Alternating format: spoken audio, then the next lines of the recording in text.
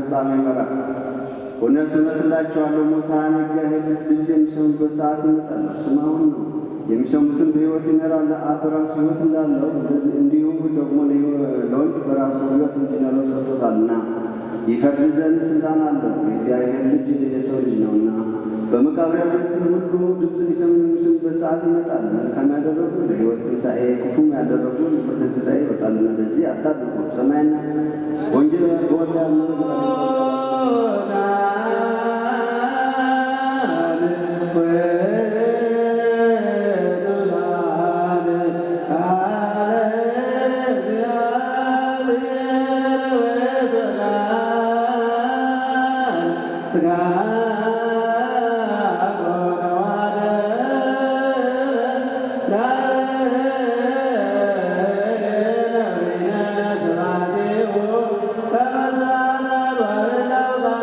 you.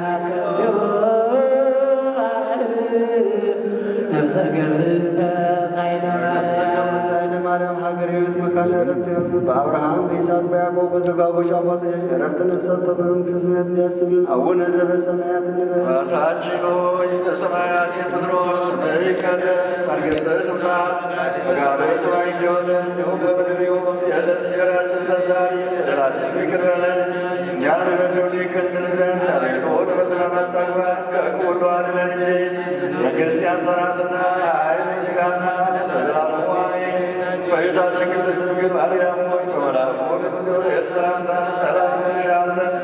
በሐሳብሽ ድንግል ነሽ፣ በሥጋሽም ድንግል ነሽ። አሸናፊ የእግዚአብሔር እናት ሆይ ሰላምታ ላንቺ ይገባሻል። ከሴቶች ሁሉ ተለይተሽ አንቺ የተባረክሽ ነሽ፣ የማኅፀንሽ ፍሬ የተባረከ ነው። ጸጋን የተመላሽ ሆይ ደስ ይበልሽ፣ ልዑል እግዚአብሔር ከአንቺ ጋር ነውና ከተወደደው ልጅሽ ከጌታችን ከመድኃኒታችን ከኢየሱስ ክርስቶስ ዘንድ ይቅርታና ምሕረትን ለምኝልን ኃጢአታችንን ያስተሰርይ ዘንድ ለዘላለሙ አሜን። ሁሉ ፍትሐነ ወንጽሐነ የረሴን የረሴኩም በአፉ ለመንፈስ ቅዱስ እግዚኦ መሐረነ ክርስቶስ ነው። 12 ጊዜ በእንተ እግዝእትነ ማርያም ንበል ከማሁ ኦ እግዚእ ኢየሱስ ክርስቶስ ሠራየ ኃጢአት ሠራየ ኃጢአት ኃጢአተ ኩሉ ዝቀም ማይሠራ ኃጢአት የተከበራችሁ ሐዘንተኞች፣ የሐዘኑ ተካፋዮች ወንበር ያላችሁ ወንበር አለ፣ በወንበራችሁ ላይ አረፍ አረፍ በሉልን። እዚህ ቀጥሎ የምንሄደው ወደ ሕይወት ታሪካቸው ነው። የሕይወት ታሪካቸውን የፕሮፌሰር የሕይወት ታሪክ የሚያነብልን መምህር ዳንኤል ተብለዋል። ሌላ የተመደበው ሰው መጥቶ የሕይወት ታሪካቸውን ያነብልን።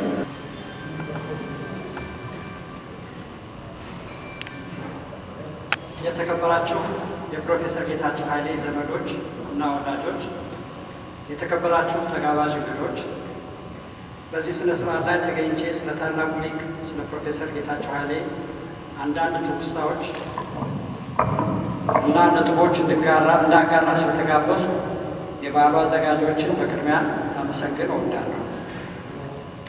በዚህ ንግግሬ ውስጥ ፕሮፌሰር ጌታቸውን እርሳቸው ከማለት ይልቅ እርሱ ማለቴ በሕይወት ዘመኑ በምጠራው አኳኋን ቢሆን ይሻላል ብዬ በማመን መሆኑን ልገልጽላቸው እወዳለሁ። ፕሮፌሰር ጌታቸውን መጀመሪያ ያወቅሁት ከ1966 አብዮት በፊት በዚያ ጊዜ መጠሪያው በቀዳማዊ ኃይለ ሥላሴ ዩኒቨርሲቲ መምህር በነበረበት ወቅት ሲሆን እርሱም የኔ ሳይሆን የጓደኞቼ መምህር ነበር። ጓደኞቼ በአድናቆት ከሚያነሷቸው መምህሮቻቸው ውስጥ አንዱ እርሱ ነበር። አሁን ድረስ ስለ እርሱ አእምሮ ውስጥ ተቀርጾ የቀረው ስዕል ረጅም፣ ሸንቃጣ፣ መልከኛና አለባበሱ ደረጃውን የጠበቀ ወይም በእንግሊዝኛ እንደሚባለው ኤሌገንት እንደነበረ ነው። ሌላው የማይረሳኝ ተማሪዎቹ በአድናቆት የሚናገሩት ብዙ ቋንቋዎች መቻሉና እጅግ ሰፊ የሥነ ጽሑፍና የኢትዮጵያ ታሪክ እውቀት የነበረው መሆኑ ነው። በዚያ ዘመን የዩኒቨርሲቲ መምህርንም ሆነ ተማሪን የሥርዓቱ ተቃዋሚ መሆን ትልቅ አድናቆትን ያስገኝለት ነበር። ፕሮፌሰር ጌታቸው በወቅቱ ፋሽን እንደነበረው ግራ ዘመም ምሁር አልነበረም። ቢሆንም የፖለቲካ ስርዓቱን ደካማ ጎኖች የሚተች ለውጥ ፈላጊ ምሁር እንደነበር አስታውሳለሁ። አብዮቱ ፈንድቶ ዩኒቨርሲቲው ከተዘጋ በኋላ ስለ እርሱ የሰማሁት ሕይወቱን የቀየረው ትልቁ አደጋ በደረሰበት ጊዜ ነው። ይህም ሁላችሁም እንደምታውቁት ወታደሮች ሊያስሩት ቤቱ ሄደው የነበረው ተኩስና የእርሱ መቁሰል ነው። ከዚህ በኋላ ስለ እርሱ የማውቀው የሚያሳትማቸውን የምርምር ስራዎች በማንበብ ነበር። ጥናታዊ ጽሑፎቹ በአብዛኛው ለታሪክ ጥናት ጠቃሚ ሰነድ የሚያቀርቡ ስለነበሩ የኔ ሙያ ያው ስለሆነ ሁልጊዜ የሚያሳትማቸውን ጽሑፎች እከታተል ነበር። በዚህ መሃል የማይረሳኝ የዝነኛው የማካርተር ፌሎሺፕ ማግኘቱ በአሜሪካ ድምፅ ሬዲዮ ሲነገር ያሳደረብኝ ከፍተኛ ስሜት ነበር። ሽልማቱ ነጩ ቤተ መንግስት በተቀበለ ጊዜ ለአሜሪካ ድምፅ ሬዲዮ በሰጠው ቃለ መጠይቅ ደርግን ክፉኛ ስለሸነቆጠ በአዲስ አበባ ዩኒቨርሲቲ እና በሀገሪቱ በስፋት ማለት ይቻላል ከፍተኛ መነጋገሪያ ሆኖ ነበር። ከጥቂት ዓመታት በኋላ ደርግ ሲወድቅ አዲስ የተቋቋመውን መንግስት ዳግማዊ ደርግ ወይም ሁለተኛው ደርግ ብሎ ማውገዝ ብቻ ሳይሆን በአንድ በኩል ምርምሩን ሳያቋርጥ ሲያካሂድ፣ በሌላ በኩል ያላሰለሰ የፖለቲካ ትግል ማድረጉ ይታወሳል። ገና በአፄ ኃይለሥላሴ ዘመነ መንግስት ከባልደረቦቹ ከነ ፕሮፌሰር ታደሰ ታምራትና ዶክተር ስንዱ ኃይለሥላሴ ጋር በመሆን ለታሪክ፣ ለሃይማኖት፣ ለሥነ ጽሑፍ፣ ለባህል ጥናቶች እጅግ ወሳኝ የሆነ እርምጃ እንዲወሰድ ፓትርያርኩን አቡነ ቴዎፍሎስን አማክረው አሜሪካን ሀገር ከሚገኘው ሴንት ጆንስ ዩኒቨርሲቲ ጋር በመስማማት በኢትዮጵያ አብያተ ክርስቲያናት ውስጥ የሚገኙ የብራና መጽሐፍት ማይክሮፊልም እንዲቀዱ ተደርገዋል። ሁሉም ገዳማትና አድባራት ባይሸፈኑም የብዙዎቹ አብያተ ክርስቲያናት ክምችት ውስጥ ያሉት ተቀርተዋል። ቅጂውም በ4 ኮፒ ተደርጎ አንዱ ለቅዱስ ፓትርያርኩ ጽሕፈት ቤት፣ ሌላው ለኢትዮጵያ ብሔራዊ ቤተ መጻሕፍት፣ ሶስተኛው ለኢትዮጵያ ጥናት ተቋምና አራተኛው ለሴንት ጆንስ ዩኒቨርሲቲ ተሰጥተዋል።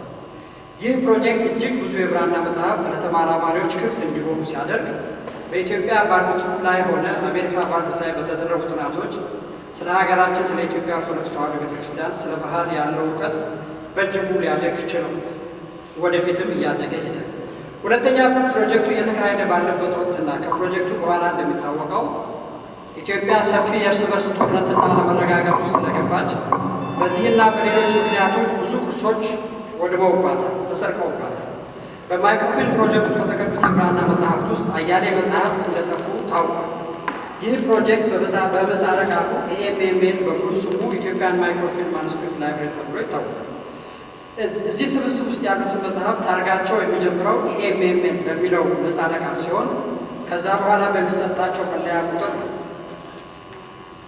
ይህ ቅርሳችንን ጠብቆ ለማቆየትና ለትምህርትና ለምርምር እንዲቀርብ ያደረገ ፕሮጀክት ሊሳካ የቻለው በአቡነ ቴዎፍሎስና ላይ በጠቀስኳቸው 3 ሊቃውንት ራዕይ ነው። ለዚህም ትውልድ ሲያመሰግናቸው ይኖራል። ፕሮፌሰር ጌታቸው ከአቡነ ቴዎፍሎስ ጋር መግባባት እንደነበረው አንዳንድ ስራዎችም እየጠየቁት ሲሰራ እንደነበረ ይታወቃል። በኋላ ደርግ በእርሱ ላይ አደጋ ያደረሰበት ምክንያት ደርግ ቤተ ክህነትን በሚመለከት በወቅቱ የደርግ ሁለተኛ ምክትል ሊቀመንበር በነበረው በኮሎኔል አጥናፉ አባተ ሊቀመንበርነት ያቋቋመው ኮሚቴ አባል መደረጉ ሲሆን የዚህ ኮሚቴ አንዱ ተልዕኮ አቡነ ቴዎፍሎስን በወንጀል በምዕመናን ፊት ማሳጣት፣ ስም ማጥፋት ብሎም ከስልጣን ማውረድ ስለነበር ፕሮፌሰር ጌታቸው ደግሞ ውንጀላውን ስለተቀበለው ከአጥናፉና ከሌሎቹ የኮሚቴው አባላት ጋር አተኳሮ ውስጥ ይገባል። ደርግን መከራከር አደገኛ መሆኑ በጊዜው ለማንም ሰው ግልጽ ቢሆንም ምሁሩ ላመነበት ነገር ወደኋላ የማይል ስለነበር የከፋ መዘዝ አስከትሎበታል። ይህም ኑሮውን አሜሪካን እንዲያደርግ አስገድዶታል። በመጥፎ ነገር ውስጥ ሁሉ ይኖራል እንደሚባለው ወይም በኢትዮጵያውያን የተለመደው አስተሳሰብ መጥፎ ነገር ሰው ሲደርስበት እግዚአብሔር እንዲህ ያደረገው ለበጎ ቢሆን ነው እንደሚባለው ፕሮፌሰር ጌታቸው የአደጋ ደርሶበት ባይሰደድ ኖሮ ይህንን ሁሉ የምርምር ስራ ሊሰራ ይችል ነበር ወይ የሚል ጥያቄ ያስነሳል። ራሱም ይህንን ጥያቄ በተደጋጋሚ ተጠይቆ እንደነበር ይታወቃል። ያም ሆነ ይህ የጌታቸው ስራዎች በብዛታቸው በስፋታቸውና በጥልቀታቸው የሚያስደምሙ ናቸው። በተደጋጋሚ እንደሚገለጸው በአያሌ ቅጾች ያዘጋጀው የኤምኤምኤል ካታሎግ ከቅጽ 4 እስከ 9 ከትላልቅ ስራዎች ውስጥ አንዱ ነው። ለግዕዝና ለአማርኛ ቋንቋ ጥናት፣ ለኢትዮጵያ ታሪክ፣ ለባህሏ እጅግ ብዙ አስተዋጽኦ ማድረጉ በተደጋጋሚ ሲገለጽ ቆይቷል። እኔ በዚህ ዕለት አንዳንድ አስተያየት የምሰጠው ለታሪክ ጥናት ያደረገው አስተዋጽኦ ላይ ነው። አብዛኛዎቹ የብራና መጽሐፍት የተጻፉት በመካከለኛው ዘመን ስለነበር እርሱም አጥንቶ ተርጉሞ ካሳተማቸው ጽሑፎች የዛ ዘመን ስራዎች ይበዛሉ። በተለይም በዘርዓ ያዕቆብ 15ኛው ክፍለ ዘመን ላይ አያሌ ጥናታዊ ጽሑፎችን፣ መጽሐፍትና መጣጥፎችን እና ብራና መጽሐፍትን ተርጉሞ አሳትሟል። በዚህ ንጉሥ ጊዜ የነበረውን የሃይማኖት ክርክር እና እሱን ተከትሎ በወሰዳቸው እርምጃዎች ምክንያት የደረሰውን ጉዳት የሚያሳዩ ሰነዶችን አጥንቶ ተርጉሞ አሳትሟል። በተለይ የደቂቀ እስጢፋኖሶችን ገድሎች ወደ እንግሊዝኛና በኋላ በሰፊው እንዲሰራጭ በማሰብ ወደ አማርኛ ተርጉሞ ለሕዝብ አቅርቧል። የቅድስት ማርያም ተአምራቶች ብዙ መሆናቸው ይታወቃል። ከእነዚህም መካከል ዘመኑን ለመረዳት አስተዋጽኦ ያደርጋሉ ያላቸውን አጥንቷል፣ አሳትሟል። የኢትዮጵያ ቤተክርስቲያንን ታሪክ የሚያበለጽጉ አያሌ ሰነዶችን አቅርቧል። የግዕዝ ስነ ጽሑፍ ታሪክ ላይ ጽፏል። የአማርኛን ታሪክ የሚያበለጽጉ ሰነዶችን ተንትኖ አውጥቷል። ከመሞቱ በፊት ለህትመት ያቀረበው እንዳለመታደል ሆኖ ሳይታተም የሞተው የአማርኛ ቋንቋ ታሪክ የሚያበለጽጉ ጽሑፎች የያዘ መጽሐፍ ነው። ይህም መጽሐፍ በቅርቡ ይወጣል። ፕሮፌሰር ጌታቸው ታሪክ ሲጽፍ ወይም ስለ ታሪክ አስተያየት ሲሰጥ መነሻው ሰነድ ወይም የጽሑፍ ማስረጃ ነው። በመጀመሪያ የጽሑፉን ዕድሜ ይመረምራል። ጽሑፉ የሚሰጠው ምስክርነት አስተማማኝ መሆኑን ሌሎች ሰነዶችን ማለትም የጽሑፍ ምስክሮችን በማገናዘብ ይገመግማል። የሰነዱን ዋጋ ከመዘነ በኋላ የዘመኑን ታሪክ ለመረዳት እንዴት እንደሚረዳ ያሳያል። በዚህ የተነሳ ያቀረባቸው ታሪካዊ ትንታኔዎች በሊቃውንት ዘንድ ከፍተኛ ተቀባይነት አግኝተዋል። ስለዚህ ለመካከለኛው ዘመን ታሪክ ጥናት የሚያገለግሉ ብዙ ሰነዶችን በማሳተም ከፍ ያለ አስተዋጽኦ ሲያደርግ የጎንደር ዘመን ተብሎ በታሪክ ጸሐፊዎች የሚጠራውን ዘመንም ማለትም የ17ኛውና 18ኛው ዘመን የኢትዮጵያ ታሪክን የሚመለከት አያሌ ጥናቶችና ሰነዶች ተርጉሞ አሳትሟል። የእርሱን ያህል የመካከለኛውና የጎንደር ዘመንን ታሪክ ያሰፋ የታሪክ ምሁር አለ ማለት አይቻልም። የፕሮፌሰር ጌታቸው ኃይሌ አስተዋጽኦ ራሱ በሚያደርገው ጥናት ብቻ የተወሰነ አልነበረም። ተመራማሪዎችን በተለይም ወጣቶችን በመርዳት በሰፊው ይታወቃል። በጥንታዊ የብራና መጽሐፍት ጥናት ፊሎሎጂ ወይም ቴክስቹዋል ስተዲስ ተብሎ በሚታወቀው መስክ የመካከለኛው የኢትዮጵያ ታሪክ ጥናት፣ በነገር ሃይማኖት ጥናትና በግዕዝና አማርኛ ታሪክ ጥናት ላይ ባለፉት 40 ዓመታት ያህል የሚወጡትን የዶክትሬት ቲሲሶች ለሚያይ ሰው ፕሮፌሰር ጌታቸው ምን ያህል ወጣት ተመራማሪዎችን እንደሚረዳ ማየት ይቻላል። ፈረንጆችንም ሆነ ኢትዮጵያውያንን በታላቅ ትጋት ያግዛል፣ ይመራል፣ ይመክራል። በበኩሌ እንዲረዳልኝ የተወሰኑ የዶክትሬት ተማሪዎችን አስተዋውቄው በማስደስት ሁኔታ ደከመኝ ሰለቸኝ ሳይል መርዳቱን አውቃለሁ። እርዳታውም አሜሪካን ድረስ መሄድ ለሚችሉት በግንባር መሄድ ለማይችሉት በደብዳቤ ይረዳል፣ በመርዳት ነው። ሞራዊ ለጋስነቱ እጅግ የሚደነቅ ነው። ይህንን ንግግር ሲጀምር እንደጠቀስኩት እኔ ያወቅሁት ከአብዮት በፊት ቀዳማዊ ኃይለ ሥላሴ ዩኒቨርሲቲ የቅድመ ምረቃ ተማሪ ሆኜ ነው። ይሁንና ሁለታችን የተዋወቅነው ከ1 ዓመት በፊት እሱ በላከልኝ የኢሜይል ደብዳቤ ነው። አድራሻዬን ከሚያውቁ ሰዎች አግኝቶ እነዚያው ሰዎች በመከሩት መሰረት ነው የጻፈልኝ። ጉዳዩም ከኢትዮጵያ ጥናት መጽሔት ጋር የተያያዘ ሆኖ ደብዳቤ ለተለያዩ የተቋሙ አባላት ቢጽፍም መልስ አለማግኘቱ ነበር እንዲጽፍልኝ ያደረገው። እኔም ከላይ እንደገለጽኩት እንደማውቀውና ጥናታዊ ጽሑፎቹን እንደምከታተል ገልጬለት ለተጓተተበት ጉዳይ መልስ አግኝቼ ላኩለት። ከዚያ በኋላ እስከ ቅርብ ጊዜ ድረስ እንጻጻፍ ነበር። የምንጻጻፍባቸው ጉዳዮች ታሪካዊ ትንተናን የሚመለከት የእርሱም መጽሐፍትና መጣጥፎች ኢትዮጵያ ውስጥ ማሳተምን የሚመለከቱ ናቸው። ለማነሳበት የምርምር ጥያቄ ሳይቦዝን መጽሐፍት አገላብጦ መልሶ ይልክልኝ ነበር። ይህ ሁሉ ሲሆን በግንባር የተገናኘነው 3 ጊዜ ብቻ ሲሆን ይህም በጉባኤዎች ላይ ነበር። ከእርሱ ጋር ካደረግናቸው የሀሳብ ልውውጦች ውስጥ መጣጥፎቹ ተሰባስበው በአንድ ቅጽ አገር ውስጥ እንዴት ሊታተሙ ይችላሉ የሚለው ጉዳይ አንዱ ነበር። ይሁንና ለዚህ ዓላማ የሚሆን ገንዘብ ማግኘት አልተቻለም። የመጣጥፎቹ አንድ ጋር ተሰባስበው መታተም ጠቃሚ የሚሆነው በጣም የተለያዩ መጽሔቶች ላይ ስለታተሙ የኢትዮጵያ ተመራማሪዎች በቀላሉ ሊያገኟቸው ስለማይችሉ ነው። ፕሮፌሰር ጌታቸው አሜሪካ ከሄደ ጊዜ አንስቶ በፖለቲካ ጉዳዮች ላይ አስተያየት ይሰጥ እንደነበር፣ ይሟገት እንደነበር ሁላችንም እናስታውሳለን። በተለያዩ መጽሔቶች ላይ መጽሐፉ ይታወቃል። ቃለመጠይቅን በሰፊው ያደርግ እንደነበር የቅርብ ጊዜ ትዝታችን ነው። እነዚህን ጽሑፎችና ቃለመጠይቆች መሰብሰብ ከባድ ቢሆኑ አሁን ሙከራ ማድረግ ተገቢ ይመስለኛል። አለበለዚያ ይጠፋሉ። ለዚህ ታላቅ ሊቅ ልናደርግለት የሚገባው ትልቁ ነገር በእኔ አስተያየት ስራዎቹን የአሁኑም ሆነ የወደፊቱ ትውልድ በቀላሉ እንዲያገኛቸው፣ እንዲያጠናቸውና እንዲያበለጽጋቸው ማድረግ ነው። ለእርሱ ትልቁ ሐውልቱ ይሄ ይመስለኛል። አመሰግናለሁ። ሁለት ተናጋሪዎች እዚህ ይቀጥላሉ። መጀመሪያ ዶክተር ማርሻል እናስቀድምና ከዚያ በኋላ ወደ መምህር ዳንኤል ደግሞ እንሄዳለን። በመጀመሪያ ይህ ዕድል ስለተሰጠኝ በእጅጉ አመሰግናለሁ። ፕሮፌሰር ሽፈራው በቀለ ባለፈው ማክሰኞ ዕለት ማታ ደውለው በዚህ ቅዱስ ቦታ ለታላቁ ሊቅ ፕሮፌሰር ጌታቸው ኃይሌ መታሰቢያ ጸሎት እንደሚደረግ፣ በዚህም በተለይ ሊቁ ሲሙ ባሰሩበት የግዕዝ ጥንታውያት መዛግብት ጥናት ያበረከቱትን አስተዋጽኦ በአጭሩ እንዳቀርብ ሲያዝዙኝ ስለ ሁለት ነገር ላቅ ያለ ደስታ ተሰምቶኛል። የመጀመሪያው ሊቁ አስቀምጠውት ባለፉት አካዳሚያዊ ሚዛን እዚህ ግባ የማልባል ትንሽ ሰው ሳለሁ የሀገርና የቤተ ክርስቲያን ኩራት ስለሆኑት መምህር አስተዋጽኦ በትንሹም ቢሆን የማውሳት ዕድል በማግኘቴ ነው።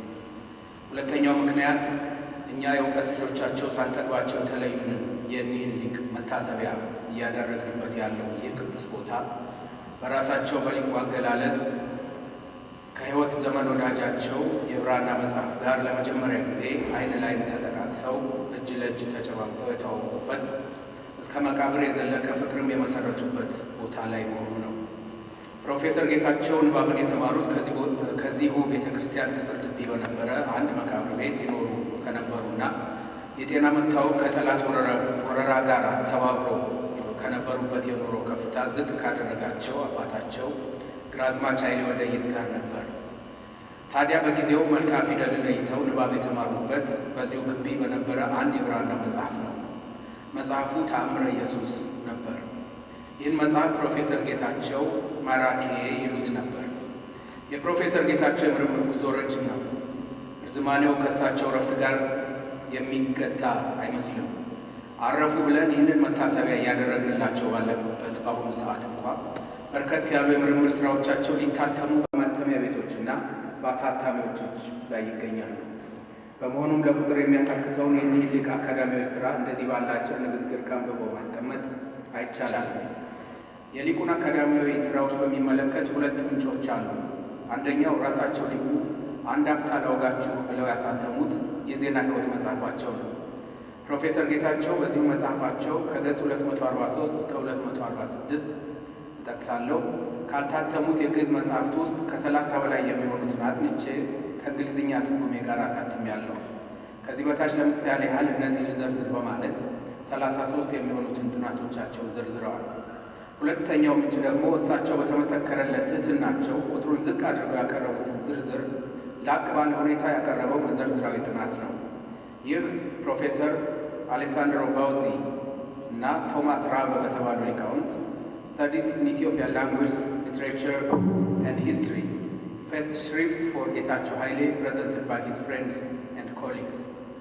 በተሰኘና በ2017 እንደ አውሮፓውያን አቆጣጠር በታተመ ለሊቁ አስተዋጽኦ እውቅና ለመስጠት በተዘጋጀ መልኩ ላይ a selected bibliography of the publications of Getachew Haile በሚል ርዕስ ከገጽ 609 እስከ 619 ያሳተሙት መዘርዝር ነው። ይሁንና ይህኛው መዘርዝራዊ ጥናትም ቢሆን ያተኮረው በርዕሱ እንደተገለጠው የተመረጡ ባላቸው ጥናቶች ላይ ብቻ ነው። በእነዚህ መዘርዝራዊ የጥናት ምንጮች መሰረት ሊቁ ፕሮፌሰር ጌታቸው ኃይሌ 163 የሚሆኑ ጥናቶችን በታወቁ የምርምር መትለው ወይም ሲሪስ መጽሔቶች፣ ጆርናልስ፣ መድብሎች፣ ፕሮሲዲንግስ ወዘተ አሳትሟል። ከላይ የጠቀስኳቸው ምንጮች ሊቁ ስማቸው ባልገነንና አካዳሚያዊ ባልሆኑ ጥናቶች ያሳተሟቸው በርካታ ጥናቶችን አያካትትም። የሶስተኛ ዲግሪ ጥናታቸውን ጨርሰው ወደ ሀገራቸው በመመለስ በያኔው ቀዳማዊ ኃይለ ሥላሴ ዩኒቨርሲቲ በመምህርነት ባገለገሉባቸው ጥቂት ዓመታት ብቻ አዲስ ዘመንና ዘኢትዮጵያን ሄራልድን ጨምሮ በልዩ ልዩ ጋዜጦችና መጽሔቶች ያሳተሟቸው ኦሪጂናል ጥናቶች ከላይ በተጠቀሱት መዘርዝራዊ ጥናቶች አልተመዘገቡም። ተመዝግበው ከተገኙት 163 ጥናቶች ውስጥ 23 የሚሆኑት መጻሕፍት ናቸው። ከእነሱም ውስጥ 10ሩ በማይክሮፊልም ተነስተው ሊቁ 7ቱ በማይክሮፊልም ተነስተው ሊቁ የኔ ዓለም ብለው ይጠሩት በነበረው በሀገር አሜሪካ ሚኒሶታ ግዛት በኮሌጅ ቪል መንደር ቅዱስ ዮሐንስ ዩኒቨርሲቲ ውስጥ በሚገኘው ሂል የብራና መዛግብት ቤተ መዘክርና ቤተ መጻሕፍት ውስጥ ከተቀመጡት የግዕዝ መጻሕፍት የተወሰኑትን ይዘት ያስተዋወቁባቸው ካታሎጎች ናቸው።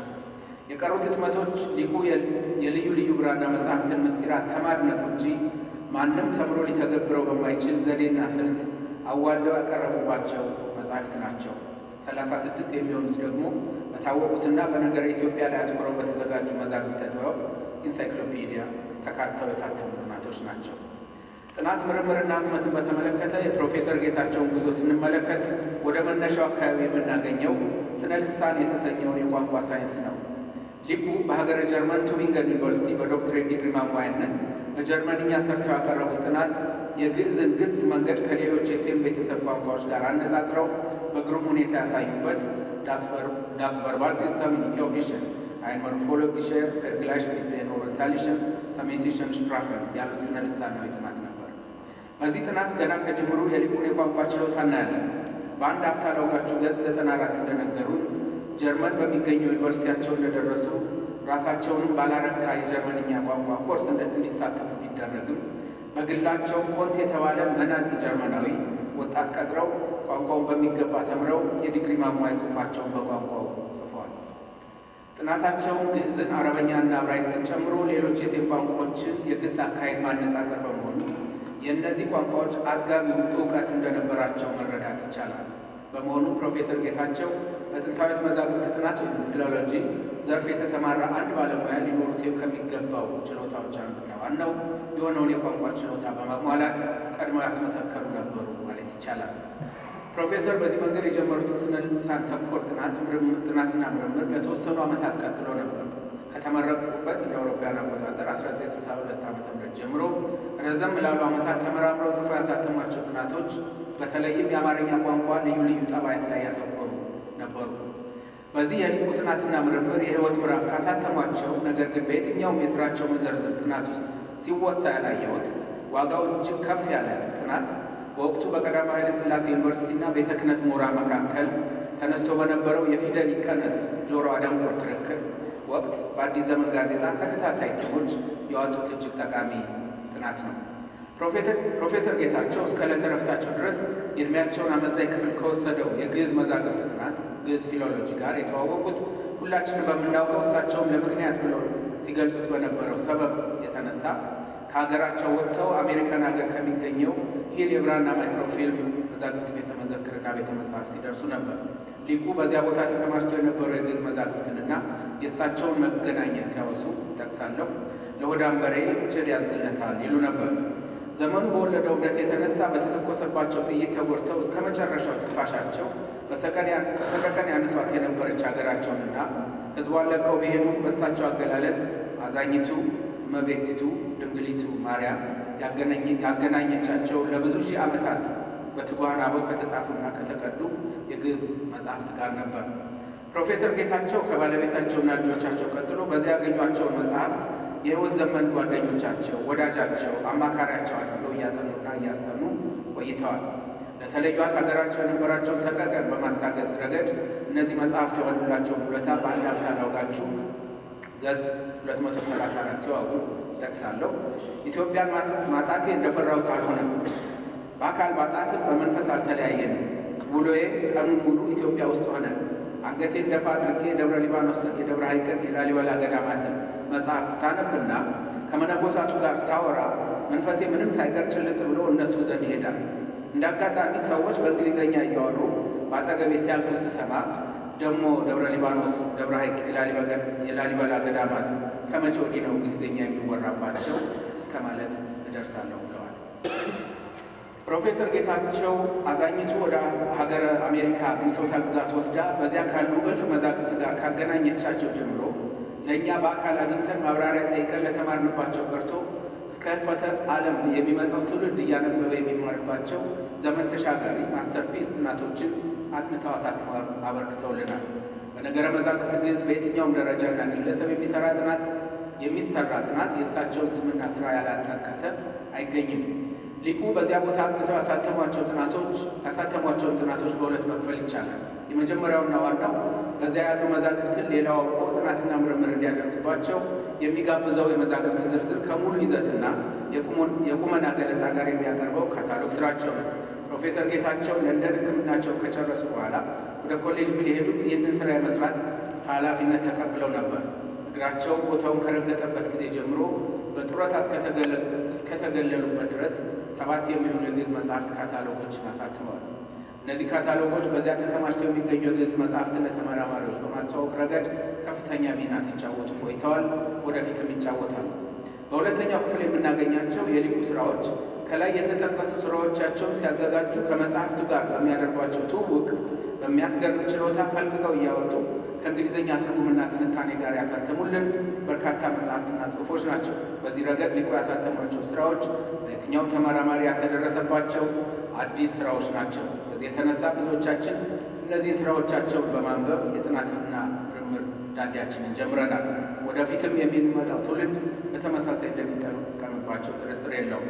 እኔ ሶስተኛ የምለው የመጨረሻ የምርምር ህይወታቸው ምዕራፍ የጥናት በረከታቸው ለቀረው ዓለም በእንግሊዝኛ ቋንቋ ማበርከታቸውን ሳይተዉ ኢትዮጵያውያን የቀደሙ ሊቃውንት አባቶቻችንን እውቀትና ጥበብ እንድናውቅ በአማርኛ ቋንቋ መጽሐፍትንና አጫጭር ጽሑፎችን በማዘጋጀት አሳትመው ያበረከቱበት ምዕራፍ ነው።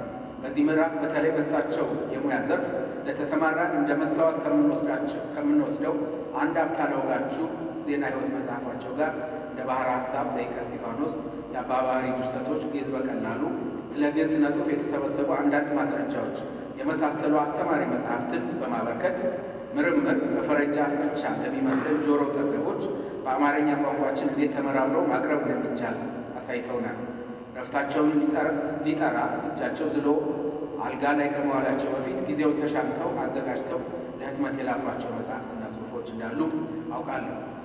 ፕሮፌሰር ጌታቸው ኃይሌ በሕይወት ዘመናቸው ያስተማሩን ባሳተሟቸው መጽሐፍትና ጽሑፎች ብቻ አይደለም። በአካዳሚያዊ ስነ ምግባራቸው፣ ለቤተ ክርስቲያናቸውና ለሀገራቸው በነበራቸው ፍቅር፣ በቤተሰብ ሕይወታቸው ወዘተ ሁሉ ነበር። ሌላውን ሁሉ ትተን አካዳሚያዊ ስነ ምግባራቸውን ብናይ ፕሮፌሰር ጌታቸው ሊጠኑ ቀርቶ ሊዘረዘሩ የሚያዳግቱ ስራዎችን ሰርተው አበርክተው ሳለ ራሳቸውን ያላስታበዩ፣ ከፍ ከፍ ያላደረጉ፣ ይልቁንም የእግራቸውን ጫማ ጠፍር እንኳን መንካት የማንችለውን ልጆቻቸውን አስተምሩ ብለው የሚጠይቁ፣ መጽሐፍ ቀርቶ ገና አንብቤ ያልጨረስኩ ተማሪ ነኝ እያሉ ራሳቸውን ሲገልጹ የነበሩ ትሑት አባታችን ነበሩ። አንድ አፍታ ላውጋችሁ መጽሐፋቸውን ሳነብ በእጅግ ካስገረመኝ ግለ ገለጻዎቻቸው አንዱ ጠቅሳለሁ። የባለሙያ እርዳታ አልጠየቁም እንጂ የማንበብ ችግር ወይም ዲስሌክሲያ እስካሁን ድረስ አለብኝ፣ በዚያም ብዙ ተጎድቻለሁ ብለዋል በገጽ 19።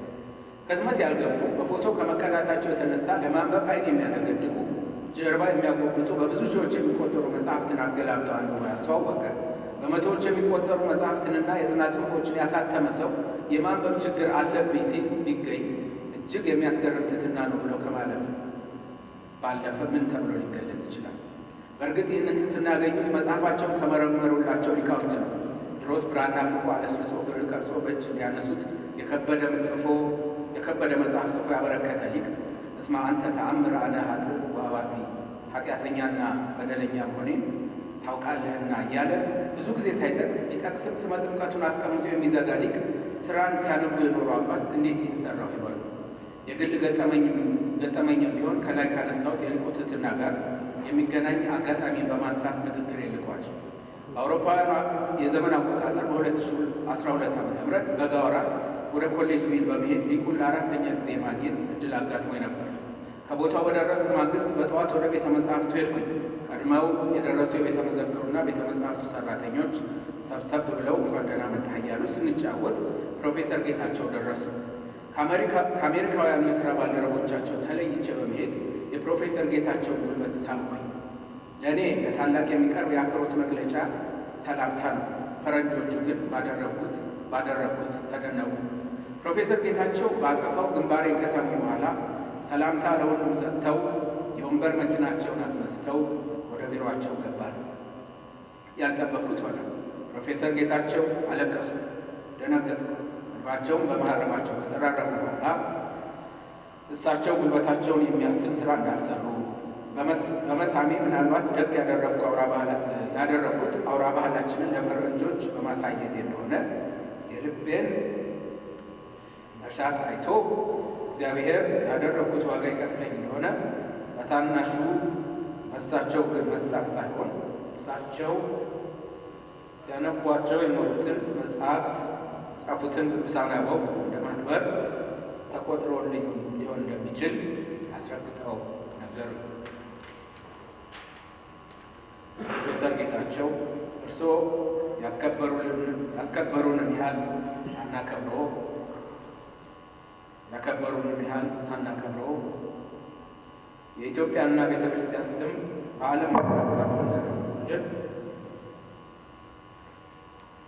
እኛም ከፍ ሳናደርጎ እንደ ሊቅ በቃልም በመጣፍም ከማስተማር ሳይታክቱ ድንገት በሚያሰቅቅ ሁኔታ የተለዩትን አገሮን ሳያዩ እንደናፈቋት ስለ ምድሪቱና ሕዝቧ ዘውትር እንዳለቀሱ እንደተሟገቱ እንደጮሁ ከአባቶ ጋር በመቃብር ቤት ሆነው ታምረ ኢየሱስን በማንበብ ከመልካም ወዳጆ የባና ጽሑፍ ጋር ያስተዋወቀውን ቅድስት ሥላሴ እንደተመኙት ስመው ካስተዋወቀ ባልንጀራዬ ጋር ፍቅሬን አጽንቼ ይኸው እዚህ ደረስኩ በማለት ፍጹም መታመኑን ሳይገልጹ አረፉ።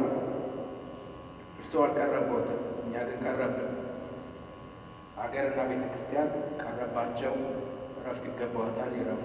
ነፍስዎ ከቅዱሳኑ ጋር ትረፍ። አመሰግናለሁ። ድንቅ ታሪክ። እዚህ በመቀጠል ደግሞ መምህር ዳንኤል ሰለሚካኤል እሳቸው ይቀርባል። ክቡራን የፕሮፌሰር ቤተሰቦች፣ ክቡራን ሊቃውንት፣ ጓደኞቻቸው፣ ተማሪዎቻቸው ብዙ ነገር ስለተነገረ ብዙ አንናገርም። በተለይ መጨረሻ ፕሮፌሰር መርሻ የተናገሩትን መነሻ አድርጌ እኔ ይህችን አጭር ጽሑፍ መጀመሪያ ያዘጋጀሁት ከሁለት ወር ወይም 3 ወር በፊት አካባቢ ፕሮፌሰር መርሻ አንድ ኢሜይል ላኩልኝ። አሁን የተናገሩት ዶክተር መርሻ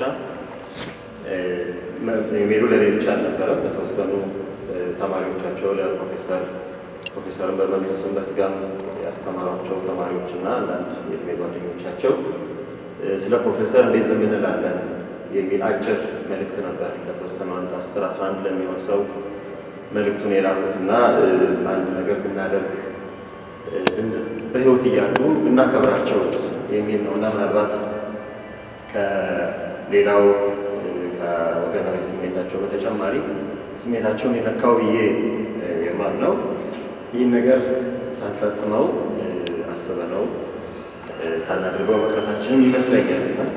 ትልቅ ኪሳራ ነው በእውነት የደረሰብንና እግዚአብሔር እሳቸውን በክብር አክብሯል፣ እኛን የቀረብን። ለማንኛውም እንዳይቀርብን ብለን አንድ አዲስ አበባ የሚደረግ የስነ ጽሑፍ ውድድር የሚያደርጉ ድርጅቶች ነበሩና ለእነሱ ከዚህ ድርጅት በዓል ጋር በተያያዘ እሳቸውን እንድንዘክር በሚል በጣም አጭር ጽሑፍ አዘጋጅቼ ነበር። ከዚያ ድንገት ፕሮፌሰር ከኛ ተለዩ። ያንን ጽሑፍ ሰፋ አድርጌ ለኢትዮጵያ ኦርቶዶክስ ተዋሕዶ ቤተክርስቲያን ቴሌቪዥን የፌስቡክ ድረገጽ የተጻፈ ነው እና ብዙ ስለተነገረ አልማደግማቸው ይኖራሉ። እንደው ከተጻፈ አይቀር እንደው እሳቸው ለመክበር ያህል የተወሰነውን አነባለሁ። ዜና የሚወጡ ወእረፍቱ ክቡር ፕሮፌሰር ጌታቸው ኃይሌ። ፕሮፌሰር ጌታቸው ኃይሌ የተወለዱት በቀድሞው የሸዋ ክፍለ ሀገር በሸንኮራ አውራጃ በኢትዮጵያውያን አቆጣጠር ሚያዝያ 11 ቀን 1923 ዓ.ም ነው። የመጀመሪያ ደረጃ ትምህርታቸውን ባደጉበት አካባቢ በአጥቢያው በሚገኘው የንባብና የግብረ ልቦና ትምህርት በሚገባ አጠናቀዋል። ቀጥሎም ለተጨማሪ ትምህርት ወደ አዲስ አበባ በመምጣት በወቅቱ ገና የመጀመሪያ ደረጃ ትምህርት ይሰጥበት ወደነበረው የቅድስት ሥላሴ ትምህርት ቤት የአሁኑ ቅድስት ሥላሴ ዩኒቨርሲቲ በመግባት የመጀመሪያ ደረጃ ትምህርታቸውን ተከታትለዋል። በዚያን ጊዜ ቅድስት ሥላሴ መንፈሳዊ ትምህርት ቤት ወደ ኮሌጅነት አድጎ ከአዲስ አበባ ዩኒቨርሲቲ ከፍተኛ ትምህርት ፋካልቲዎች አንዱ አልሆነም ነበር። በሂደት በዚህ ትምህርት ጊዜ ከመጀመሪያ ትምህርት በማስከተል ከፍተኛ ሁለተኛ ደረጃ ትምህርታቸውን በማጠናቀቃቸው በቀዳማዊ ኃይለ ሥላሴ ፈቃድ ወደ ግብፅ ካይሮ ቅዱስ ማርቆስ የኮፕቲክ ቴዎሎጂካል ኮሌጅ፣ በካይሮ የአሜሪካን ዩኒቨርሲቲ ለ5 ዓመት የሚሰጠውን የቴዎሎጂ ወይም የነገረ ትምህርት በቅድመ ምረቃ ባችለር ዲግሪ በአረብኛና በእንግሊዝኛ ቋንቋ ተከታትለዋል።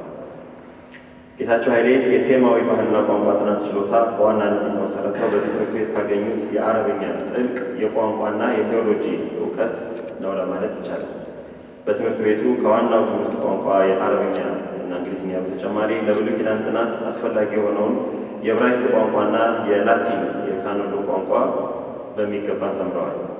ከአፍ መፍቻ ቋንቋቸውና በልጅነት ባደጉበት አካባቢ ካገኟቸው ተጨማሪ ቋንቋዎች በተጨማሪ በቅድስት ሥላሴ መንፈሳዊ ትምህርት ቤት የግዕዝ ቋንቋን በብቃት ተምረው ካይሮ ሲሄዱ አረብኛን፣ በረጅም ጊዜ የዘመናዊ ትምህርት ካዳበሩት የእንግሊዝኛ ቋንቋ በተጨማሪ የዕብራይስጥ፣ የላቲን፣ የቴዎሎጂ ቋንቋዎች በመማር ብዝሃ ልሳን ሆነዋል። የካይሮ ትምህርታቸውን እንደጨረሱ አሁንም በቀዳማዊ ኃይለ ሥላሴ ፈቃድ በ1950 ወደ ጀርመን ሄደው በጀርመን ቋንቋ ፒኤችዲያቸውን ሰርተዋል። ያው ፕሮፌሰር ስለተነገረ እሱን ዝርዝር አልገባም። ከዚህ ሁሉ ትምህርትና ጥናት በኋላ ወደ ሀገራቸው በመመለስ በአማርኛ፣ በግዕዝና በአረብኛ፣ በዕብራይስጥ፣ በላቲንና በግሪክ፣ በጀርመንና በኮፕቲክ ቋንቋዎች ጥናትና ምርምር የሚያደርጉ ሊቅ በመሆን በአዲስ አበባ ዩኒቨርሲቲ ዲፓርትመንት ኦፍ ላንጉጅ ኤንድ ሊትሬቸር በተባባሪ ፕሮፌሰርነት የአማርኛ ቋንቋ፣ የአማርኛ ስነ ጽሑፍና የግዕዝ ሰዋሰው፣ የግዕዝ ስነ ጽሑፍ፣ በአረብኛ ሰዋሰው፣ የአረብኛ ቋንቋና የአረብኛ ስነ ጽሑፍ፣ የሴማዊ ቋንቋዎች ጥናት የተመለከቱ ትምህርቶችን ማስተማር ጀምረዋል። በዚህም በጣም በሰፊ የተዘረዘሩት ከፍተኛ ጥናትና ምርምሮች ከእነዚህ ቋንቋዎች ጋር በተያያዘ በርካታ አስተዋጽኦችን አድርገዋል። መጽሐፍቶችን አሳትመዋል። ጥናትና ምርምሮችን አድርገዋል።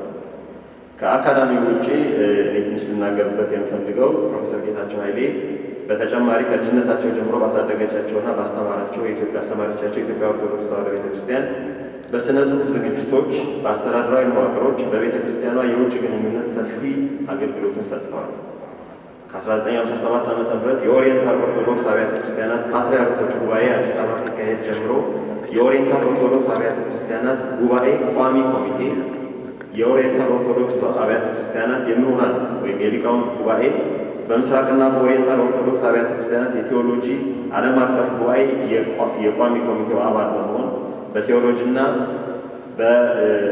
በቴዎሎጂ ቋንቋ ኢኩሜኒካል ሪሌሽን እና ቴዎሎጂካል ዲያሎግ በሚባሉት ውስጥ እስከ 1974 ዓመተ ምህረት ድረስ ደማስቆስ ከተካሄደው የኦሪየንታል ኦርቶዶክስ አብያተ ክርስቲያናት የምሁራን ቋሚ ኮሚቴ ላይ አገልግሎት አድርገዋል። በ1966 የተከሰተውን የፖለቲካ ለውጥ ተከትሎ በደርግ መንግስት በደረሰባቸው ጉዳት ወደ አሜሪካን ከሄዱ ጊዜ ጀምሮ በኮሌጅቪል ሚኔሶታ ቅዱስ ዮሐንስ ገዳም ካበረከቷቸው በርካታ አስተዋጽኦች ውስጥ ቀደም ሲል የተዘረዘሩት በርካታ የህትመት ጽሑፎች፣ የታተሙ ከ30 በላይ የሚሆኑ መጻሕፍት ደረጃ ያሉ ጥናትና ምርምር ጽሑፎች በጣም በብዙ ጆርናሎች በኢትዮጵያን ጆርናል ኦፍ ኢትዮጵያን ስተዲስ፣ በኮርፐስ ስክሪፕቶሪየም ክርስቲያን ኦሪየንት፣ በሰሜን አሜሪካ ጥናት መጽሔቶች እንዲሁም በሌሎች ዓለም አቀፍ የጥናት መጽሔቶች ላይ በብዙ መቶዎች የሚቆጠሩ ጽሑፎችን አሳትመዋል።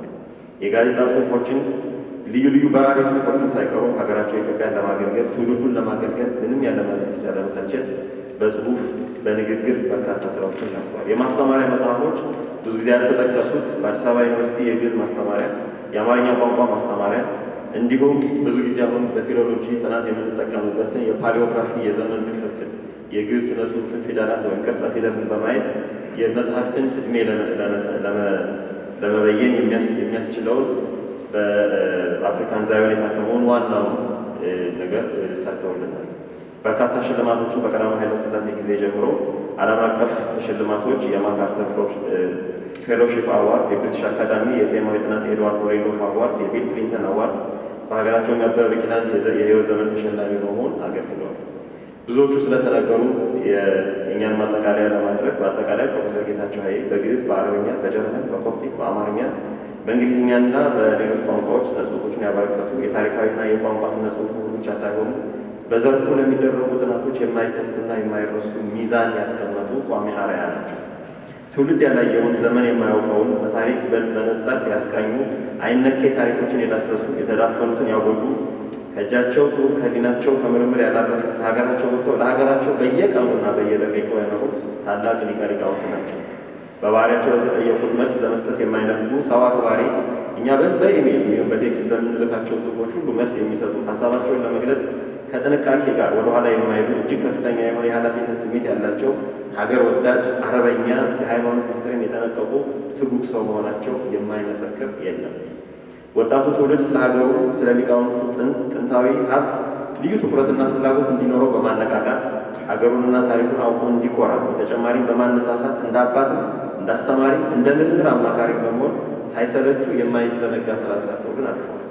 ታላቁ ሊቅ ተመራማሪ፣ ደራሲ፣ ጸሐፊ፣ አስተማሪ፣ ተቆርቋሪ፣ መካሪና ሀገር ወዳድ የሃይማኖትና የታሪክ ጠበቃ 40 ዓመታት ካገለገሉበት የሚኒሶታ ኮሌጅ ቪል ቅዱስ ዮሐንስ ገዳም ዩኒቨርሲቲ በታላቅ ክብርና እውቅና ተሰጥቷቸው እረፍት እንዲያገኙ ቢደረግም እጃቸው እስኪዝል መጻፋቸውን፣ አይናቸው እስኪደክም ማንበባቸውን፣ እስትንፋሳቸው እስኪቆም ማስተማርን ማቆም ስላልፈለጉ በቤታቸውም ሆኖ ስራቸውን ቀጥለው ነበር። ዛሬ ኢትዮጵያን የሚያኮሩ የሚያራቁሱ፣ ታሪክን የሚቆነጻጸሉ፣ አንድነቷን ለማፍረስ የሚተጉ ኢትዮጵያውያን ባሉበት ዘመን ሀገራቸውን ገጽታ በውጩ ሀገር በምሁራን ላይ ከፍተኛ ተጽዕኖ በመፍጠር ከፍ ያለ ማማ ላይ እንድትውል የደከሙ የሀገር አርበኛና የሀገር ዲፕሎማት ናቸው። ባደረባቸው ነው ሰኔ 7 ቀን 2013 ዓ.ም ከዚህ ዓለም ወደማያልፈው ሕይወት ከድካም ወደ ዕረፍት ተሻግረዋል። የተከበረ አስከሬናቸውን በሰሜን አሜሪካ በኦርቶዶክሳዊ ትውፊት ፍትሐት ከተደረገላቸው በኋላ ዓርብ ዕለት ሰኔ 11 ቀን በሚኒሶታ ስርዓተ ቀብራቸው ሆኗል። መቃብሩም ስርዓት በመላው ዓለም በቨርቹዋል ተላልፏል። እግዚአብሔር አምላካችን መክሊታቸውን ሳይጠብቁ በብዙ ያተረፉ ሕይወታቸውን ሁሉ ሀገራቸውና ወገኖቻቸውን ያገለገሉ ታላቁ ሊቀ ሊቃውንት ምሁር አባታችን ክቡር ፕሮፌሰር ጌታቸው ኃይሌ ነፍሳቸውን ለወዳጆቹና ለጻድቃን ለሰማዕታት ባዘጋጀው መካነ ዕረፍት በአብርሃም ላይ ሳሉ ያተወቀሻ ነውልን። የፕሮፌሰር ታሪክ አያልቅም አረፉ ይባላል በተለምዶ፣ ግን እሳቸው አረፉ። እስካሁን ድረስ ያዘጋጁት ጽሑፋቸው ለአንዱ አስረጅ የሆነ ገና ትውልድ እየዘከረው እየሰሩ በስራ ላይ የሚኖሩ ትውልድ ሁሉ ጊዜ ከእሳቸው ጋር የሚኖር ስራ ባለቤት በመሆናቸው ከዚህ በመቀጠል ደግሞ ያው አንድ ታላላቅ የሆኑ ሰዎች ታሪካቸውን የሚያውቁ ሰዎች ሁሉም ሰው የሚያውቁ ቢሆን በቅርበት የሚያውቁ ሰዎች ብዙዎች ናቸው። ሁሉም ሰው ሊናገር ቢችል ሁሉም ሰው በተናገረ ነበር። ስለዚህ መጨረሻ የምናደርገው መሐዘ ጥበባት ዲያቆን ዳንኤል ክብረት በመካከላችን አሉ። እሳቸው ደግሞ እንደዚሁ አጭር ንግግር ተናግረው መጨረሻ ላይ በቤተሰብ በተሰጠው ማሳሰቢያ እንሰነባበታለን። እንደምን አረፈዳችሁ። በዚህ በተቀደሰ ስፍራ ለዚህ ለተቀደሰ ዓላማ የተገኛችሁ በሙሉ የፕሮፌሰርን አጠቃላይ ጉዳይ ከዚህ በፊት የነበሩት ተናጋሪዎች ተናግረዋል። ይሄም ያበቃ አይደለም። ምናልባት ቀጣዩ ትውልድ ከዚህ በበለጠ ከዚህ በሰፋ ሲናገርላቸው የሚኖሩ ሰው ናቸው። ሁለት ነገር ብቻ ነው የማነሳው። አንዱ ቁጭት ነው። ልክ የዛሬ 2 ዓመት አካባቢ ከእሳቸው ጋር አንድ ጉዳይ ተነጋግረን ነበረ። ብዙዎቹን ሰዎች ካረፉ በኋላ ደጋግመው ስለሚያነሱት እችን በክፉ ጊዜ ተገፍተው ጥለዋት የወጡትን ነገር እንደው ተመልሰው ቢያዋትና ይሄ ትውልድ ለእሳቸው ያለውን ክብር